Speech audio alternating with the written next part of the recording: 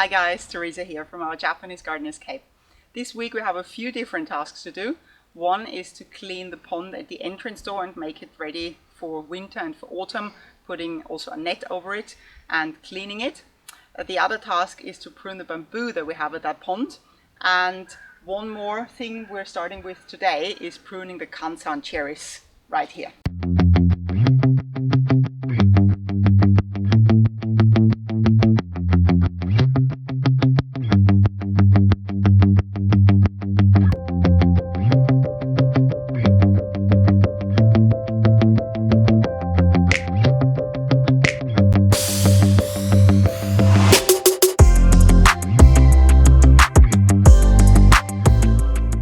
These Kansan cherries have been growing here for about 5 years, pretty much undisturbed, so we haven't really pruned them or done anything on them.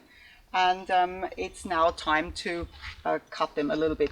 First, I just wanted to show you here, these Kansan cherries are actually grafted, so you can see this is the trunk of a more winter resistant or climate hardy cherry, so that is more suitable for our climate zone. And then the actual Kansan cherry is just set on top here. It's barely visible, but somewhere about here, this is where I was grafted. So this is why these trees, looking at the trunk, do not grow any taller. It's just the branches that were grafted onto the trunk, they grow really tall.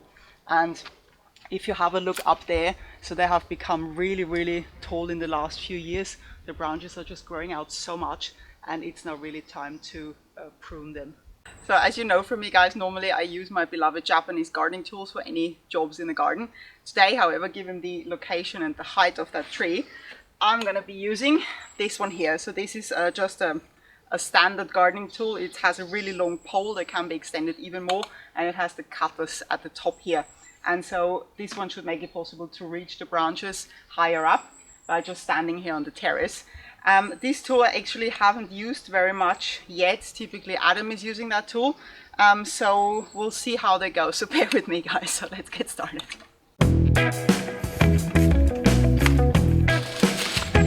Yay, that's the first one.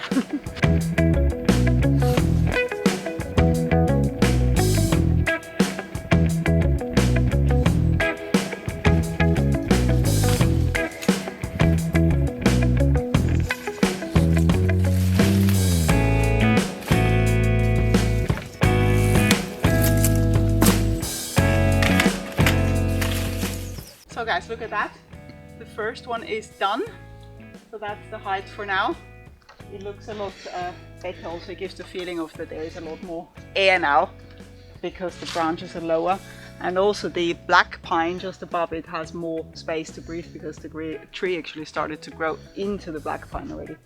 So now this one's done. Let's do the second one that is right behind it.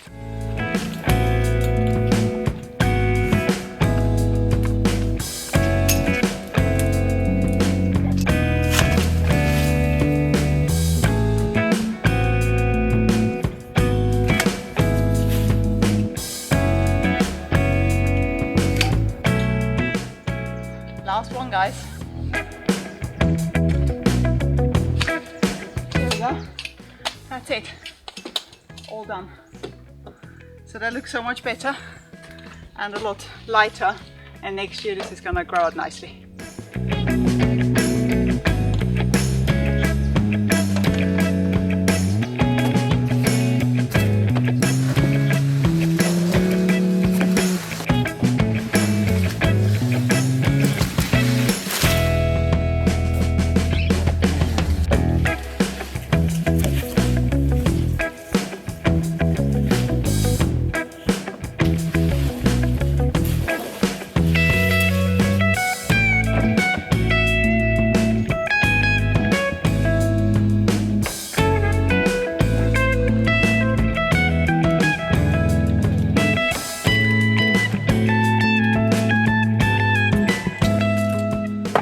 The summer is slowly coming to an end, and this is the time when we typically empty out and clean out our pond at the entrance door, the one that's behind me. So we've done a video about that a few months ago. Actually, we showed you how we fill it and clean it in spring, and now it's time to empty the water out and to clean the pond again and get it ready for the winter. In this pond we usually put in a little bit of anti-algae substance. That's the only exception we have in the garden, because normally we do not use any artificial substances, but for this pond it doesn't work otherwise, because the water has no natural balance like our big pond, for example, does. So this is why we have to work with that anti-algae substance. Anyway, the last time we put it in was maybe a couple of weeks ago, so just during the summer, really, to keep the water clear. Now the water has meanwhile turned greenish actually, and it's time to clean that all out and to clean off the walls and the stones that are in the pond.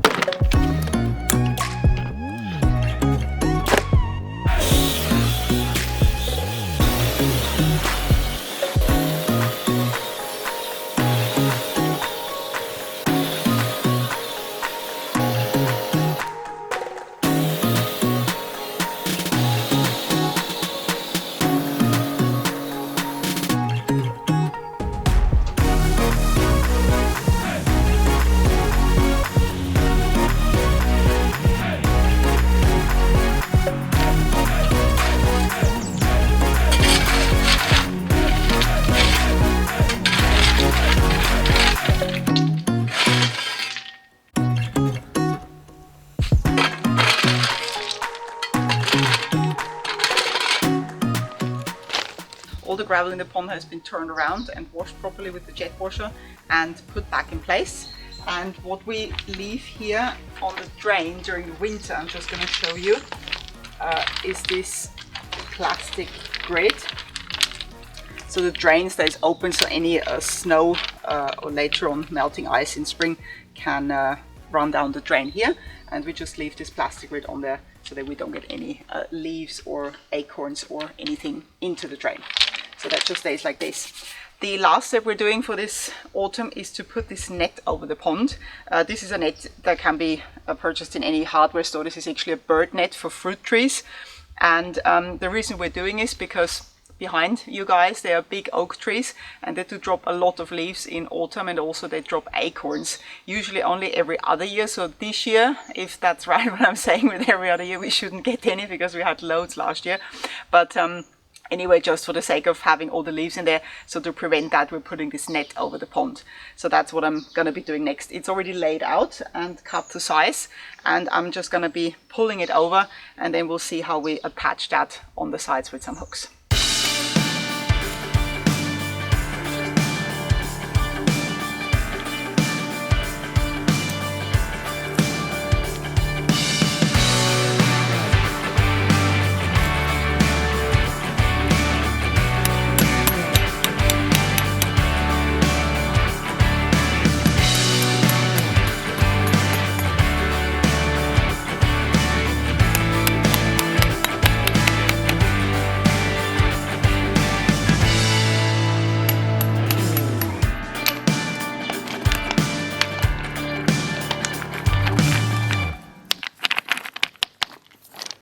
We're done putting on the net. That is actually quite invisible. That is really good. And look at this here. The first leaves are already on there. So it's working, which is great. So we'll see how that turns out during winter and autumn. Okay, the next job whilst we're here is I want to prune this bamboo here. This is black bamboo. It grows with a root block as the only one that is completely surrounded by a root block. And you see, looking at it, it looks quite messy really. So the canes here, some are still younger, so they are thinner and not that tall. Then we got the older growth. That one is too tall. Looking at the entire picture, also the one back there. So this is why I want to bring that one in shape. What is typically done in gardens in Japan, you do find pruned bamboo actually quite a lot, typically along walls or house walls or inner courtyards, for example. There the bamboo would also be reduced to just a few canes. Here I'm not going to do any of this. I will just prune it into kind of a formal hedge kind of look, but without looking really formal. You'll see what I mean when I'm done. So yeah, that's the plan here. Now this bamboo actually is still not standing up by itself because the canes are still too thin, so they tip over, and we do have strings still attached to keep them in place. And what I will do first, actually before I prune, I will remove those strings here and see where we stand with the bamboo and how much it's falling over.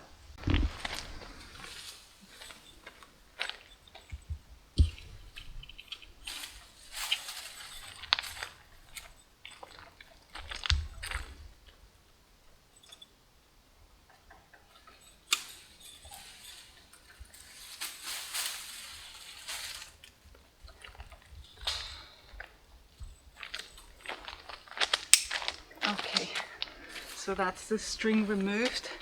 That doesn't look too bad actually. I'll do the cutting first, I think, and then what we will do, we will tie new strings and attach them to the fence on either side so it keeps standing up over the winter.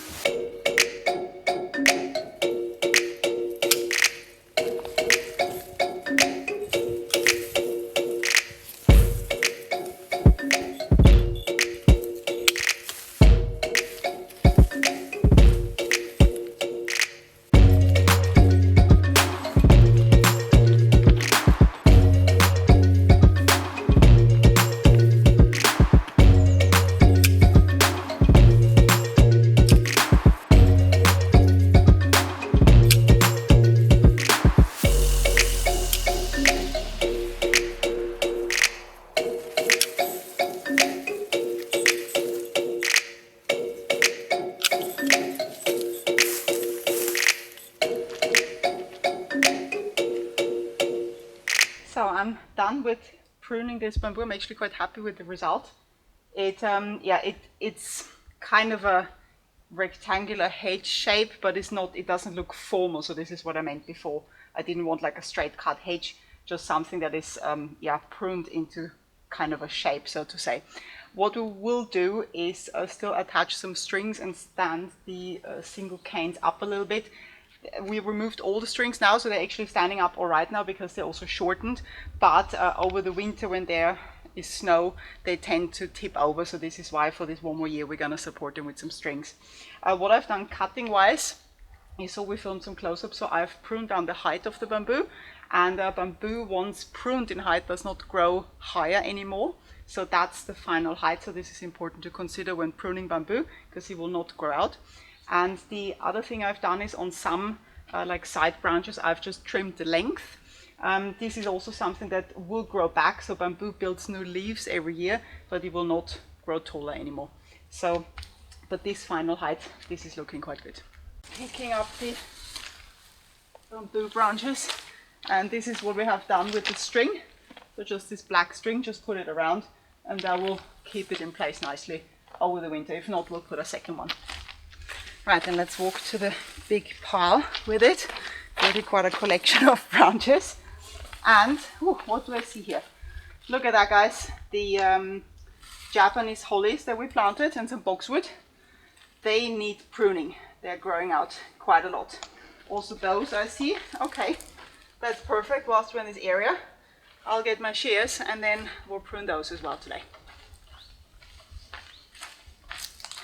So what I'm going to be doing here is that thinking of the final picture I want here. So these are 3 boxwoods and this is a Japanese holly, and I want those to grow together into like one piece eventually. So this is why I'm not going to be pruning too much off first of all, just really this excess growth. And also because it's a Japanese garden, I'm not going to be pruning a formal ball kind of shape or sphere kind of shape. What I typically do with those, I prune more the top and let it be a bit wider towards the side, and I do not prune the sides too much. So this is how I typically do it, because ideally at one stage they would grow all the way down to the bottom, something like this. So let's start with this one here. For pruning those, I usually use my long shears. With those it's very easy and very fast, and I usually start at the top to like determine determine how much I prune off, and then I work my way down to the sides. So let's start with this one here. Also what can be done or should maybe be done is a tarpaulin or some plastic being put around so all the leaves don't fall on the ground, so it's easier to clean up. Since I'm just pruning a few branches off, really I'm not doing that here. So, just like so that will do. So you see the sides, they stay pretty much as they are. It's quite good. To the other side.